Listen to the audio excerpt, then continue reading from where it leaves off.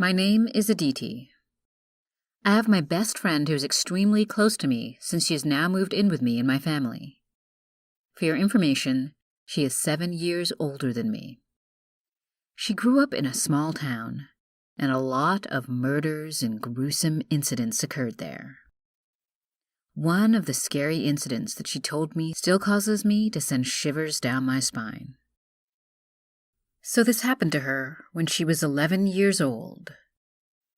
There was a young, kind, and extremely beautiful woman in her town who was happily married to her husband. They lived in conjugal harmony, but there was something, a dark secret that she was hiding. The woman, who we'll refer to as Veronica, had a child, and that baby was not her husband's. She couldn't let her husband know about this, as this baby was the result of one of her old affairs. She was 8 years old then, and has been living at one of her friend's houses.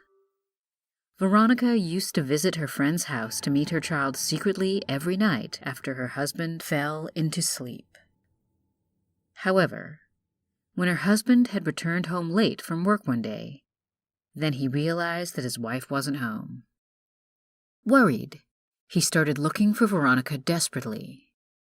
He had continued searching everywhere in town until he decided to check at her friend's house.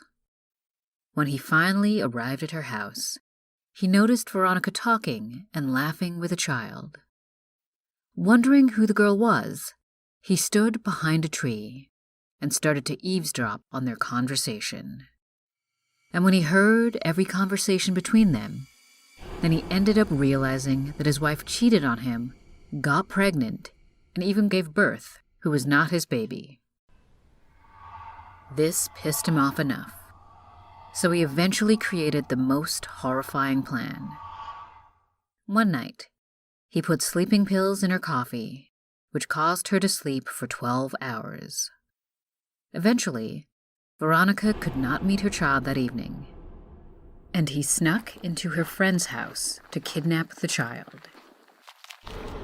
After kidnapping her, then he took her to a dense forest. She was crying. Then he smiled the creepiest way and said, "You are going to meet your mommy." She continued crying and tried to escape, but she couldn't get out, as she was buried from head to toe in soil. She was never seen after that.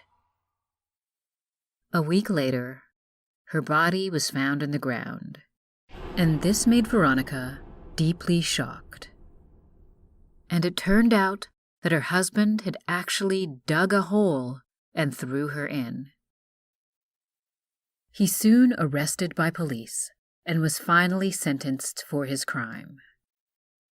However, Veronica couldn't get out of the grief for her lost child and ended up falling sick in bed for a long time.